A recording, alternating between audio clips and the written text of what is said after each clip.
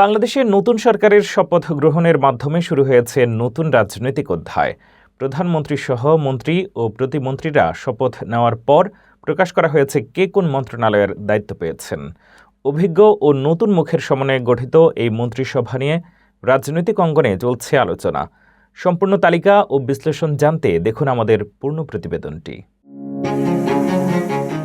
বিএনপির চেয়ারম্যান তারেক রহমান প্রধানমন্ত্রী হিসেবে শপথ গ্রহণ করেছেন। আজ বৃহস্পতিবার বিকেলে জাতীয় সংসদ ভবনের দক্ষিণ প্লাজায় রাষ্ট্রপতি মোহাম্মদ শাহাবুদ্দিন তাঁকে শপথ পড়ান। একই সঙ্গে নতুন সরকারের মন্ত্রী ও প্রতিমন্ত্রীরা শপথ গ্রহণ করেন। এর মধ্য দিয়ে প্রায় 2 যুগ পর বিএনপির নেতৃত্বাধীন সরকারের আনুষ্ঠানিক যাত্রা শুরু হলো। গত বৃহস্পতিবার অনুষ্ঠিত ত্রয়োদশ জাতীয় নির্বাচনে বিএনপি 209 আসনে জয়ী হয়। জোট শরিকরা 3টি আসন পান। নির্বাচনের ফলাফলের প্রেক্ষিতে সরকারের শপথ গ্রহণ অনুষ্ঠান আয়োজন করা হয়েছে সংসদ ভবন কমপ্লেক্সের দক্ষিণ প্লাজায়, যা দেশের ইতিহাসে বিরল একটি পরিবর্তন। এতে উপস্থিত ছিলেন বিভিন্ন রাজনৈতিক নেতা, সংসদ সদস্য, বিচারপতি, 3 বাহিনীর প্রধান, কূটনৈতিক কোরের সদস্য, জ্যেষ্ঠ সাংবাদিক এবং উচ্চপদস্থ সরকারি কর্মকর্তারা। শপথ গ্রহণ অনুষ্ঠানে চীন, ভারত, পাকিস্তান, সৌদি আরব, তুরস্ক, সংযুক্ত আরব আমিরাত, কাতার, মালয়েশিয়া, ব্রুনাই, শ্রীলঙ্কা, নেপাল, মালদ্বীপ ও ভুটান সহ 13টি দেশের কূটনৈতিক প্রতিনিধিদের আমন্ত্রণ জানানো হয়েছে। ভারতের লোকসভার স্পিকার ওম বিড়লা নয়াদিল্লি থেকে বিশেষ প্রতিনিধিত্ব করেন। এছাড়া মালদ্বীপ, ভুটান, যুক্তরাজ্য, তুরস্ক, পাকিস্তান, নেপাল ও শ্রীলঙ্কার প্রতিনিধিরাও অনুষ্ঠানটিতে উপস্থিত ছিলেন।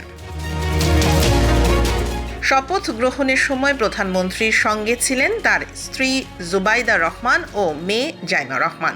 অনুষ্ঠানটি পবিত্র কোরআন তেলাওয়াত দিয়ে শুরু হয়। প্রধানমন্ত্রীর শপথ গ্রহণের পর 25 পূর্ণমন্ত্রী এবং 24 প্রতিমন্ত্রী শপথ গ্রহণ করেন। মন্ত্রিসভায় নতুন মুখের সংখ্যা বেশি, 16 জন পূর্ণমন্ত্রী ও 24 জন প্রতিমন্ত্রী প্রথমবার শপথ গ্রহণ করছেন। নতুন মন্ত্রিসভায় উল্লেখযোগ্য নতুন মন্ত্রীর মধ্যে আছেন এজেড.এম জাহিদ হোসেন, খলিলুর রহমান টেকনোক্র্যাট, মিজানুর রহমান মিনু, জহির উদ্দিন স্বপন, আফরোজা খানম, শহীদ উদ্দিন চৌধুরী অ্যানি এবং দীপেন দেওয়ান।